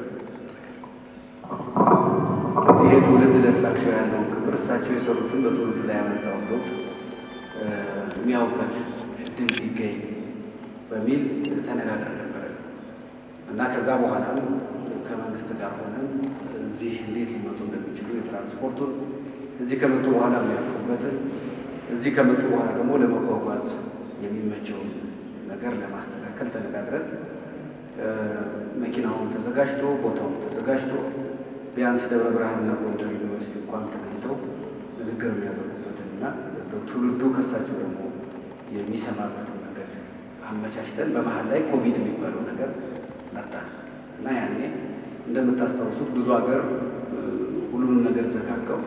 በተለይ ለአረጋውያን ደግሞ ምቹ ያልሆነ ጊዜ መጣና ብዙዎቹን ነገር አስቀረ። እንግዲህ ኮቪድ ሲያልፍ እንደገና እንመለስበታለን ስንል ደግሞ ኮቪድ ሳያልፍ እሳቸው ወደ ፈጣሪያቸው ሄዱ። ይችን ሀገር ደግሞ አይተዋት በአካልም ከዚህ ትውልድ ጋር የእሳቸውን ስራ ከሚያደንቀው ትውልድ ጋር ተገናኝተው ቢሆን ኖሮ ለእኛም እርካታ ይሆን ነበር፣ ለትውልዱም ጠቀሜታ ይሆን ነበር። ይህን እንግዲህ እግዚአብሔር አልፈቀደም ብዬ ነው የማምነው። ትልቁ ነገር ግን ቅድም እንደተነገረው ምንጊዜም ቢሆን የማይሰለቹ ከእውቀታቸው በላይ ወይም ከሰጡት የታሪክና የጥንታዊ ጽሑፎች አበርክቶ በላይ የእሳቸውን ትዕግስትና ለነገሮች ያላቸውን ጽናት ብንወርሰው በጣም እንጠቀማለን ብዬ አስባለሁ። እስከ መጨረሻው ሰዓት አሁን የመጨረሻ ያዘጋጀሁትን መጽሐፍ እንዲያዩት ስሰጣቸው ሆስፒታል እየገቡ ነበር እና አሁን እንኳን አሞኝ የምችል አይመስለኝም፣ ግን ጊዜ ካገኘው አየዋለሁ አሉ። ትንሽ በመሀል ፋታ ሲያገኙ አይተው እያንዳንዱን ገጽ በገጽ እንዴት እንደመለሱት አይቻልም። በዛ ደረጃ ላይ ያለ ሰው እንኳንስ የሌላ ሰው ጽሑፍ ለማየት ይቅርና የራሱን ጉዳይ ለመከታተል ብዙ ጊዜ ትዕግስት አይኖረው። እሳቸው ግን ገጽ በገጽ ወደ 500 ገጽ አይተው በእያንዳንዱ ነጥብ አስተያየት ሰጥተው ነው የመለሱት። ምናልባት ከ2 ወር አይሞላው ይሄን ካለበው እና ይሄ ትልቅ ጽናት ትልቅ ትዕግስት ነው። ለውጥ አመጣለሁ የሚል ሰው ቅድም እንደተባለው በትውልዱ ላይ ተጽዕኖ አሳርፋለሁ የሚል ሰው እንዲህ አድርጎ መስራት መቻል አለበት። አሁን እያጣ ነው ያለነው እውቀት ያለው ሰው ሳይሆን በእሳቸው ልክ ጸንቶ አንድ ነገር ላይ አተኩሮ ለ40 ዓመት የኢትዮጵያን ጥንታዊ ጽሑፎች ለመመርመር ጊዜውን ሁሉን ነገር ሰውቶ የእረፍት ጊዜያቸውን ሳይቀር ቤታቸውን ሳይቀር እንግዲህ ቤታቸው ሄዳቸው ሰዎች ቤታቸው በሙሉ በእነዛ ጽሑፎች ይተሞላል። ሰው ሲያገኙ የሚያናግሩት ከእሱ ጋር ነው። ከሰው ጋር ግንኙነት የሚመሰርቱበት የመመስረቻ መንገዱ በእሱ ጉዳይ ላይ ከሌላው ጉዳይ ይበልጥ በዛ ጉዳይ ላይ የተሳበ ሰው ካገኙ ከእሱ ጋር ግንኙነት ለመመስረት ከትንንሽ ሰዎች ሁሉ ለመማር ወደኋላ የማይሉ ሰው ናቸው እና ይሄ አንድ ቦታ ላይ ማተኮር በሀገራችን ዋርካ የሚበቅለው እንደዛ ነው ይባላል። አንድ ቦታ ተተክሎ እዛ ቦታ ለምዶ ሰፍቶ ነው ዋርካ የሚሆነው እንጂ አንድ ነገር እየተነቀለ የሆነ ቦታ ሲተከል ቢውል ዛፍ አይሆንም የሚባለው ነገር በትክክል መሳቸው ላይ ተተግብሮ ያየ ነው። ሁለተኛ ከማያልቀው እውቀታቸው ያላቸው ቸርነት ነው ዛሬ ላሉ ሰዎች ትልቅ ትምህርት መሆን ያለበት። ምንም ነገር ለመስጠት የራሳቸውን እንኳን ለመስጠት የማይሰሱ ናቸው። 2-3 እሳቸው ጋር ብቻ የሚገኙ ቅጂዎችን ሰጥተውኛል። ይህን አስታውሳለሁ። በቃ ያለኝ ይሄ ነው፣ እኔ ጋር ከሚሆን አንተ ትጠቀምበታለህ ብለው የመጨረሻ ቅጂዎቻቸውን እንኳን ለመስጠት የማይሰሱ ሰው ናቸው። ምንም ነገር እውቀት ከሆነ ይሄ ሰውዬ ማን ነው? ይሄ ሰውዬ ከየት ነው የመጣው? ወይም ደግሞ ይጠቅማል አይጠቅምም የሚለው ፍረጃ እሳቸው ጋር መጠየቅ ብቻ ነው እሳቸው ለማግኘት መመዘኛው እንጂ የሰውየው ማንነት፣ የእውቀቱ ደረጃ፣ ብሔሩ፣ ምኑ የሚባሉት ነገሮች የእሳቸው ጋር መመዘኛዎች አሉ። ሰውየው ግን መጠየቅ ከቻለ የሚችሉትን ያቀርቡት፣ የማያውቁትን አላውቀውም ይላል። ወይም ደግሞ ከዛም ሰው የሚያገኙት ትምህርት ካለ ማስታወሻ ይናምጣልኝ ብለው ያችን እንደ እውቀት ይመዘግባል። ይሄ ትልቅ ቸርነት ነው ለኔ ከብዙ ሰዎች የማይገኝ ቸርነት እና እንዲህ አይነት ሰው ነው ኢትዮጵያ ያጣችው። ግን ጥሩነቱ የሚያውቃቸው ትውልድ ባገኙበት ጊዜ፣ የሚያደንቃቸው ትውልድ ባገኙበት ጊዜ ብዙ የሚከተሏቸው ሰዎች እንዲያውም ራሳቸው ቁጭ ብለው ካስተማራቸው ተማሪዎች በላይ የእሳቸውን በሩቁ ሰምተው ልክ በሙሴ ታሪክ ሙሴ የሰቀለውን የእባብ የነሐስ እባብ በዓይናቸው አይተው የዳኑ አሉ። በሩቁ ነሐሱ ሲመታ ሰምተው የዳኑ አሉ እንደሚባል በሁለቱም በኩል ነው። እሳቸው ከእሳቸው ተምረው በቀጥታ የተጠቀሙ አሉ። በሩቁ ሰምተዋቸው ደግሞ የበለጠ ደግሞ የተጠቀሙ አሉ። በሙሴም በዓይናቸው አይተው ከዳኑት ይልቅ ታመው በየቤቱ ሲሆኑ ድምፁን ሰምተው የዳኑት ይበልጣሉ ነው የሚለውና እንደዛ ሆኖ ደግሞ የሰሟቸው ሰዎች በጣም ብዙ ስለሆኑ ድለኛ ናቸው። መካና ነው እሳቸው ብዙ ሰዎች መውለድ የቻሉ ናቸው። በጣም ብዙ እሳቸው የሚያውቋቸው ብቻ ሳይሆን እሳቸውን የሚያውቁ ይበልጣሉ እሳቸው ከሚያውቋቸው ሰዎቻቸው በላይ። ይሄ ትልቅ መታደል። ሰው በሚያደንቅበት ጊዜ፣ እውቀት በሚፈልግበት ጊዜ፣ አገሩን በሚያስስበት ጊዜ፣ አገር የሚያከብር ሰው በሚፈልግበት ጊዜ፣ ለአገሩ የሚተርፍ ሰው በሚፈልግበት ትውልድ ጊዜ ነው እና ይሄን ትውልድ እኔ አገራቸውን ሳያዩ ከማረፋቸው በላይ ይሄን ትውልድ ሳያገኙት ቢያርፉ ይቆጫል። ይሄንን እሳቸውን የሚወደውን እና የሚያደንቀውን ትውልድ ሳያገኛቸው ቢያርፉ ይበልጥ ይቆጨል ነበር። ግን ሁለቱ ትውልዶች ተገናኝተዋል። የእሳቸው ትውልድና ይሄኛው እሳቸውን አይነት ሰው የሚፈልገው የሚወደው የሚያደንቀው ትውልድ ሁለቱ በተገናኙበት ሰዓት መሆኑ እንደው እግዚአብሔር በጣም ይወዳቸው ነበር ብዬ እንዳምን አድርጎኛል።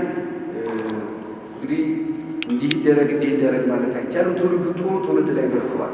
የሚያደንቃቸው ትውልድ ብዙ ሊሰራላቸው ብዙ እንደሚያስታውሳቸው ወደፊት ተስፋ አድርጋለሁ። እግዚአብሔር ከደጋጎቹ አባቶቻችን እሳቸው ሁል ጊዜ ከሚያደንቋቸው፣ በየቀኑ ከሚያመሰግኗቸው፣ በየጊዜው ከሚያነጋግሯቸው ከነዛ አብሯቸው ከዋሉት ካደሩት መጽሐፎቻቸው ላይ ብዙ ጊዜ ከጎጃም የመጡ መጽሐፍትን ሳነብ ጎጃም እከርማለሁ፣ ከሸዋ የመጡ መጽሐፍትን ሳገኝ ሸዋ እከርማለሁ፣ ከትግራይ የመጡ መጽሐፍትን ሳነብ በቃ የዛን ሰሞን ትግራይ እከርማለሁ ከሚሉላቸው ቅዱሳን አባቶቻችን ጋር እንደሚያደርጋቸው ተስፋ አለን፣ እናምናለን። እግዚአብሔር የእሳቸውን በረከት በሁላችን ላይ ያሳድርብን። በዚህ ዙሪያ ላይ እንግዲህ ሌላ መጨመር የሚያስፈልግ ነገር አይደለም። ምክንያቱም ስለሳቸው ትልቅ የሆኑ መጽሐፍ ሀገር ራሳቸው ሀገር ነው ብዙ ሰዎች አፈሩ በመሆናቸው አድናቆታቸውን በቃል ከመግለጽ በላይ በእንባ እየገለጹ ሰው ሲያልፍ በዚህ ከዚህ የበለጠ መታደል የለም። እንደዚህ አይኖ በዚህ አይነት መንገድ ትውልድ ቀርጾ ከትውልዱ ፍቅር ኑሮት ማለፍ ትልቅ የበረከት ሁሉ በረከት ስለሆነ የእሳቸው መንገድ በእጅጉ የተቃናላቸው እና ሀዘንተኞች ወይም የእሳቸው ቤተሰቦችን እልል ተብሎ የሚሸኝበት ነው። የሚታዘን ነገር አይደለም። በእውነቱ ለሀገራቸውም የባከነ ጊዜ ሳይሆን ለሀገራቸው ለትውልዳቸው ዘላለማዊ ነው እየታወሱ የሚኖሩበት ስራ ሰርተው ያለሙት ነው። ዘላለማዊ ናቸው፣ ሕያው ናቸው፣ አልሞቱም። ከቤተሰብ የተላለፈውን መልእክት ልናገርና ተነስተን አባታቸው ብለን እንሄዳለን። ከቤተሰብ የተላለፈ መልእክት ማለፋቸው ከተሰማበት ጊዜ ጀምሮ ከጎናችን ሳትለዩ ስላስተዛዘናቸውን ይልቁንም ዛሬ ሀዘናችን በየቤታቸው ሆነን ከምንገልጽ በዚህ በሚዋዱባት በተጠመቁባት በተወለዱባት ሃይማኖታቸው ባደጉባት በተቆረቆረላት ሃይማኖታቸው መታሰቢያ ሲደረግ ከእኛ ጎን ሆናችሁ መታሰቢያውን አብራችሁ ስላደረጋችሁልን ለሁላችሁም ቸሩ ፈጣሪያችን በጎ ዋጋችሁን ይክፈልልን እያልን ከዚህ መልስ እዚህ ከካቴድራሉ ሁለገብ አዳራሽ በስማቸው የተዘጋጀ የጸበል ጸዲቅ ስላለ ሁላችሁም በዚያ በመገኘት ከደጅ ላይ አበባዎች አሉ። አበባዎችን እየተቀበላችሁ ወደ አዳራሹ በመግባት ጸበል ጸዲቅ በስማቸው የተዘጋጀውን እንድትቀምሱ ይላሉ። ቤተሰቦቻችን እንነሳ። አቤቱ የቅዱሳን አምላክ እግዚአብሔር አምላካችን እግዚአብሔር ፈጣሪያችን ሆይ ሁሉን ነገር ወደህና ፈቅደህ የምታደርግ ያደረግህ አንተ ነህ። ስራህ ድንቅ ነው፣ ግሩም ነው። በአንተ ዘንድ ስህተት፣ ጉድለት የለም። ያደረግከው ነገር ሁሉ እውነትና በአንተ ዘንድ ሙሉ ስለሆነ እናመሰግንሃለን። ጌታ ሆይ ከሳቸው በረከት ለእኛም ክፈለን። ለተማሩት ወንድሞቻችን ልጆቻቸው ሁሉ በእሳቸው ጽናትን፣ ትሕትናን፣ በረከትን ሰጥተህ በእሳቸው መንገድ እንዲጓዙ እንዲሄዱ በረከትና ቸርነትህን አድላቸው፣ አድለን። ጌታ ሆይ ወደ አንተ አልተፈጥራቸው በአንተ አክብራቸው፣ ጠብቃቸው። ስለሆነ ቆይታቸው ወደ ዘላለማዊ ርስት በክብር የጠራቸውን የሳለ ማርያምነት ከደጋጎቹ ከነ አብርሃም ከነ ይስሐቅ ጋር ያለ መሳሳር ወቀሳ በጎናቸው አሳርፍልን። እኛንም በሕይወታችን ዘመን ሁሉ ከኃጢአታችን በስተቀር በጎ የሆነውን የልቦናችን ልመና ስማን። በአንደበታችንም የምንለምና አከልክለን። በኃጢአታችን ምክንያትም የምሕረትህን በር አትዝጋብን።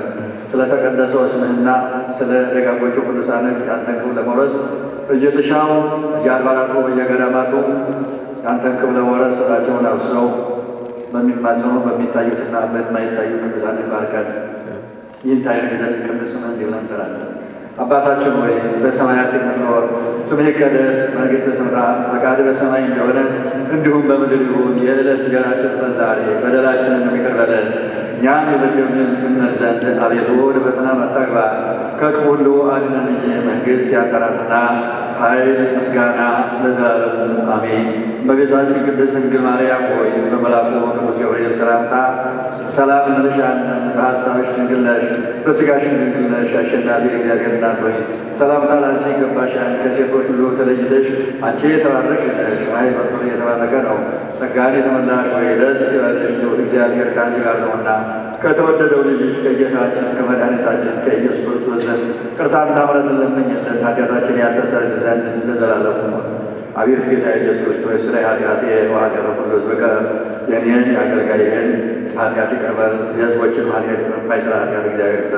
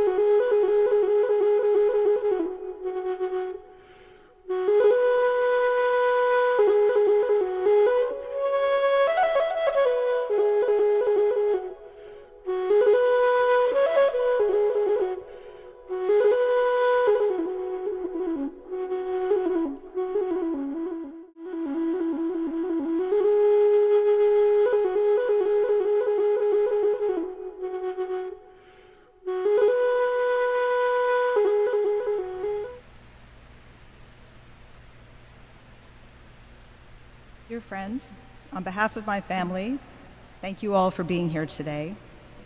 Over the last week, we have received an overwhelming volume of messages of love and support. You have given us strength at this difficult time, and having all of you here now, the people who loved Getachew and who Getachew loved right back, well, that means everything. It's impossible for me to sum up the essence of my wonderful father in a few words. Adjectives that leap to mind include principled, courageous, moral, determined, accomplished, generous, kind, sentimental, loving, joyful, curious, and very funny. I suspect everyone here has a story that illuminates one or probably several of those qualities.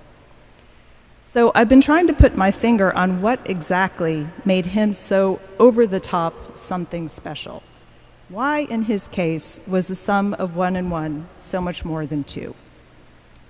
My best guess is that he had some kind of superpower, the capacity to hold in his person a wide range of diverse, often incongruous, sometimes seemingly incompatible, or even contradictory experiences, emotions, allegiances, and beliefs.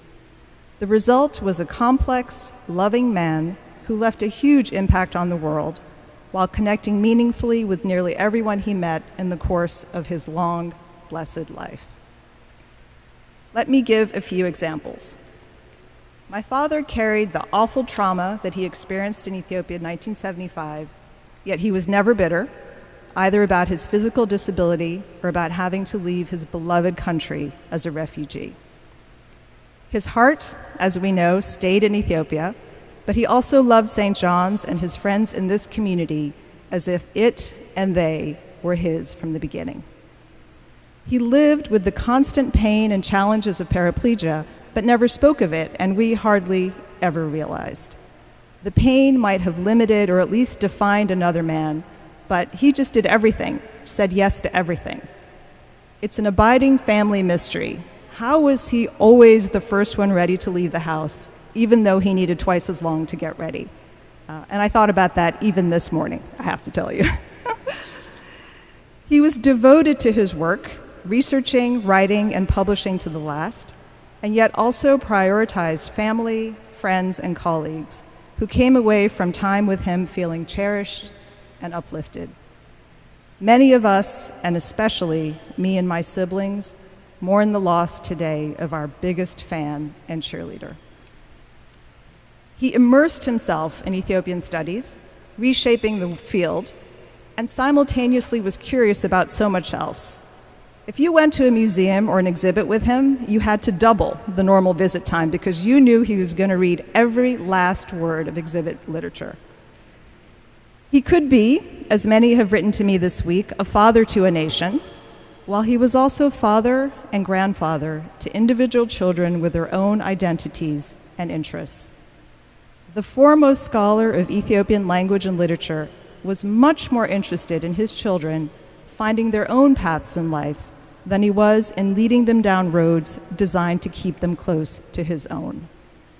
I will never forget the excitement with which he researched U.S. liberal arts colleges with me, an English major, and then how he repeated the process with schools known for math and science when it was Selase turn to apply the following year.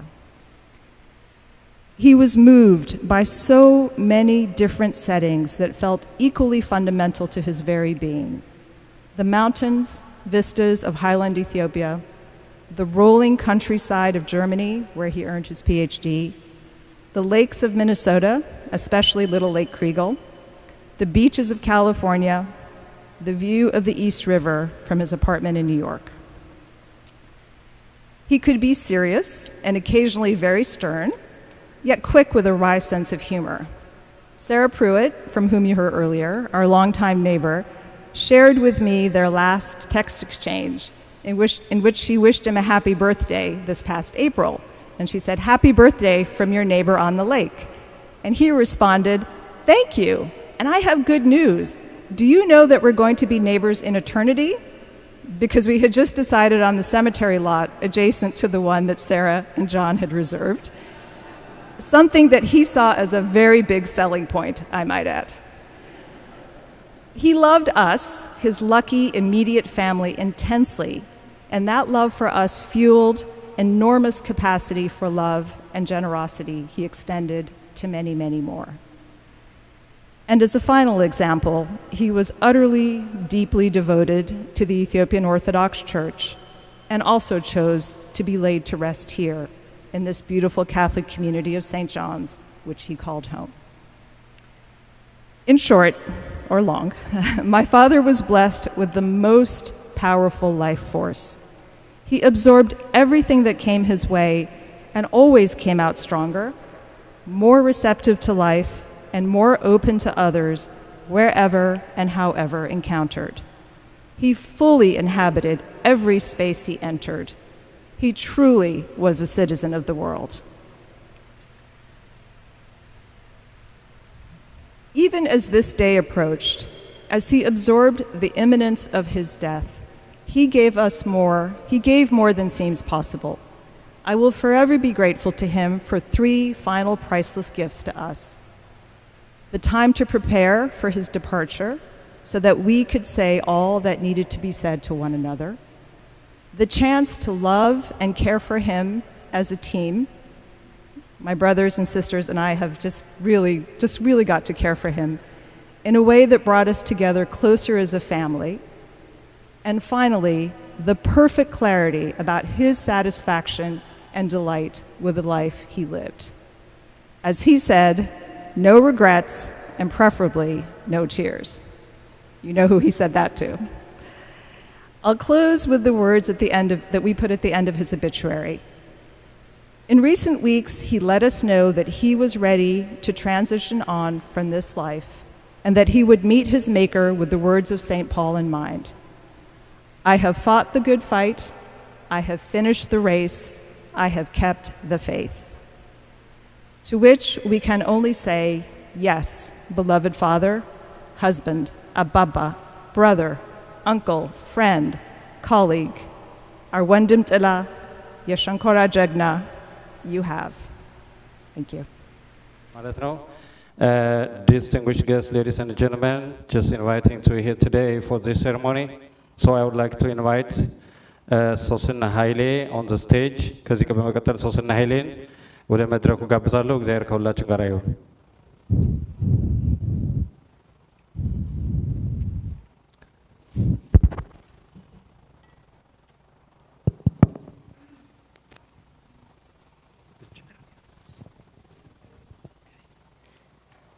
Dear friends, dear family, dear loved ones, let me begin by thanking all of you who have taken the time and effort to be here today. Looking out at this sea of faces, of warm faces, gives me strength and consoles my broken heart. I have to start off with a confession. It's a church after all. I confess that it is very difficult to stand here and not feel that everything I have to say is so terribly trite. I am in shock. I can't believe he is gone. How do I feel something? How do I say something that is special and truly befitting the great and almost legendary man, my father, Getachew Haile? I've concluded that it's okay to feel what so many others have felt through the hundreds of thousands of years that human beings have been on planet Earth. Grief and loss are as much a part of our humanity as joy and happiness. So yes, I am in shock. And though my father was so kind as to give us ample time to say goodbye, I still cannot believe that he is gone. So with that preamble and confession, let me try to give you a greater glimpse into the person, the educator, the activist, the grandfather, my father, Getachew Haile. As many of you know, he was a man of both deep intellect and deep faith. These are what surely fueled his unfailing determination and perseverance. Let me give you a few examples. I imagine many in this audience are familiar with his news magazine, the Ethiopian Register. What you may not know is how each month of its publication, he meticulously placed the mailing labels on hundreds of copies of this magazine. This way, he not only made sure each of the subscribers received their copy, but also that it showed that it arrived reflecting the pride and workmanship. Similarly, many are familiar with my father's advocacy for democratic reforms in Ethiopia. You know of his reports of the famine on the countryside in the 70s. What you may not know is how he performed a one-man wheelathon of several miles to bring attention to the cause of Ethiopia. My mother, who was convinced that he was absolutely crazy, lovingly followed him by car to make sure he made the distance safely, which of course he did. I'm not sure if he achieved his policy goal or his fundraising goal, but I know that he was gratified by the fact that he had something to contribute in that moment.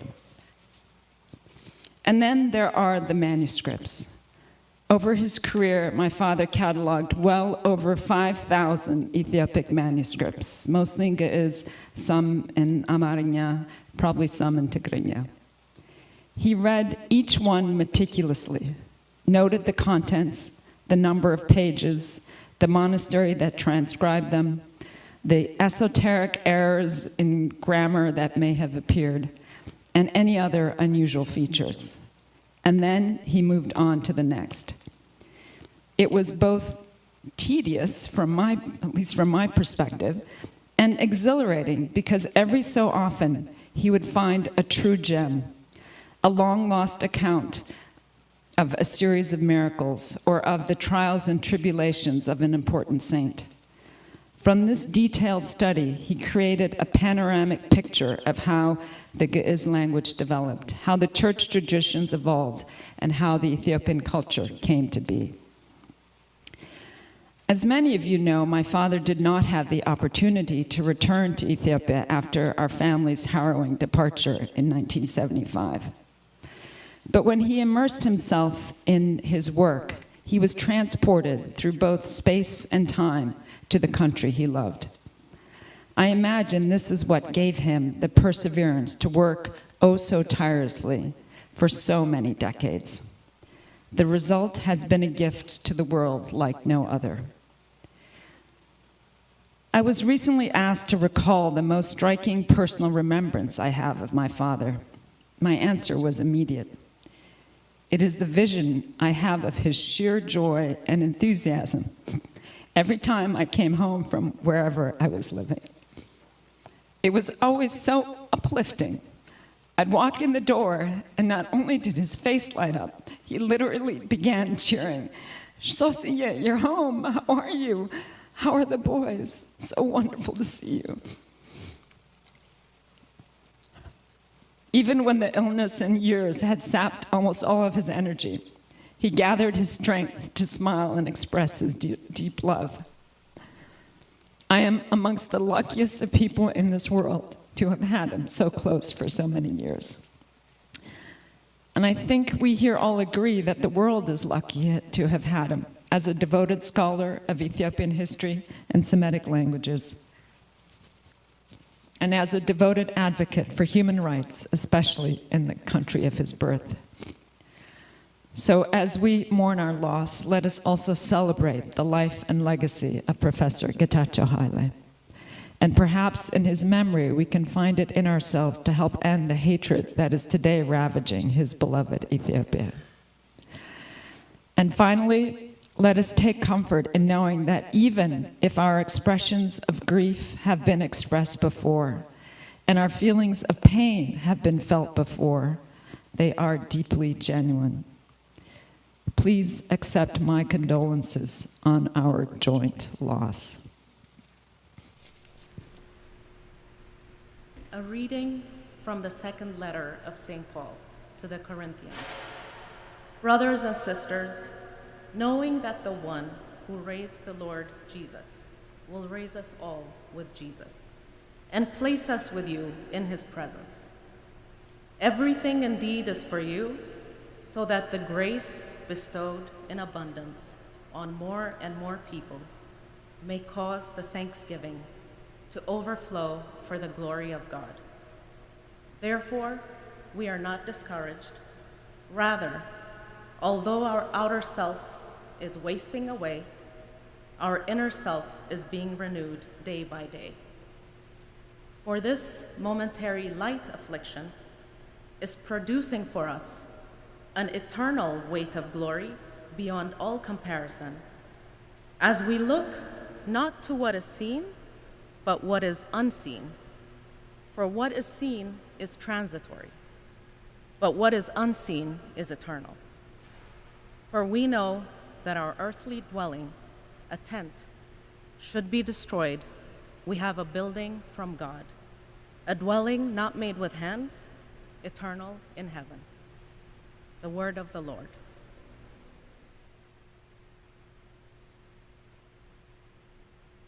Reading from the Book of Wisdom. The souls of the just are in the hand of God, and no torment shall touch them. They seemed, in the view of the foolish, to be dead, and their passing away was thought an affliction, and their going forth from us utter destruction. But they are in peace, for in human eyes indeed they be punished, yet is their hope full of immortality. Chastised a little, they shall be greatly blessed, because God tried them and found them worthy of himself. As gold in the furnace, he proved them, and as sacrificial offerings, he took them to himself. In the time of their visitation, they shall shine and shall dart about as sparks through stubble. They shall judge nations and rule over peoples, and the Lord shall be their king forever. Those who trust in him shall understand truth, and the faithful shall abide with him in love, because grace and mercy are with his holy ones, and his care is with his elect. The word of the Lord.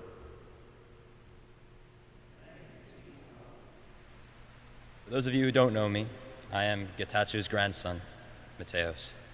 Thank you all for being here. When I began to prepare for this speech, I was actually at my grandparents' home in New York City. I was in the bedroom, seated in a chair beside the bed, and a soccer game was on the TV. If I focused on the game and nothing else, it was almost like many times before when I had watched matches with my grandfather, seated in that same chair. But when I turned to the side, the bed was empty. I was alone. I couldn't chat with my grandfather, couldn't ask him for advice. I couldn't share a reaction to the match with him. I couldn't reach out to hold his hand. I had learned of his death several days earlier, but I think it was at that moment that I truly internalized that he was gone. So, here we all are. We've lost a dear friend, a scholar, a leader, a thinker, a family member, a father, a grandfather. I wish I could sugarcoat it all, but I can't. It's sad, to say the very least. This loss is not one that can be compensated, or one that we can just forget about through some positive thinking. I know that I am young, and I'm sure there are a lot of things that I do not truly understand, but I don't feel as though we ever can or frankly should get over this loss, so to speak. We may adjust, and we will go on without him, but we've lost someone who is irreplaceable. We're here to mourn, and we shouldn't try to pretend that everything is somehow all right, because I don't really think it is. You're sad, so be sad. Take your time. Cry as much as you need to. Cry for yourselves because you've lost someone dear to you. However, there is one more thing I would ask you all to do. Just try to smile a little bit too. Don't rejoice, don't celebrate. Just for a moment, perhaps not right now, perhaps not tomorrow or the day after, try to look back on what Getachew Haile did and who he was and smile. I ask you to do this not for yourselves, but for him. Getachew could have died 45 years ago when Derg soldiers came to his home in Addis Ababa and shot him several times. They attacked him because he spoke openly and honestly about their regime. Although he knew the risk of his words, he didn't back down from what he stood for. And he didn't die either. When he came to America later that year, paralyzed and in a wheelchair, he knew that his long-term health would be difficult to maintain. He prayed that he would live long enough to see his daughter, Sosinna, return from a semester at the Massachusetts Institute of Technology and tell him about it. And in fact, he nearly lived long enough to hear his grandson, Berhanu, tell him about his experience at the same school. Each individual's life is something of a story, and sadly, no story can be complete without an ending. All I can do right now is assure you that while not every story, even at the end, truly feels complete, Getachew Haile's story was. Unfortunately, I have no way to prove that claim, and for that I sincerely apologize. All I can do now is promise that my words are not empty. I wholeheartedly believe them to be true. Very recently, I had the opportunity to visit my grandfather in the hospital. It was just days before he passed away, and the last time I would ever see him. I must admit that it was difficult to see him the way I saw him that day. He was weak, and it was hard for him to talk to me.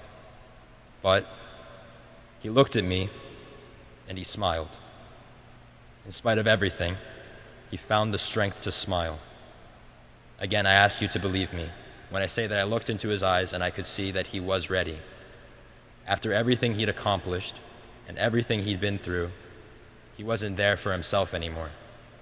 In that particular moment, he was there for me. That's just the man he was.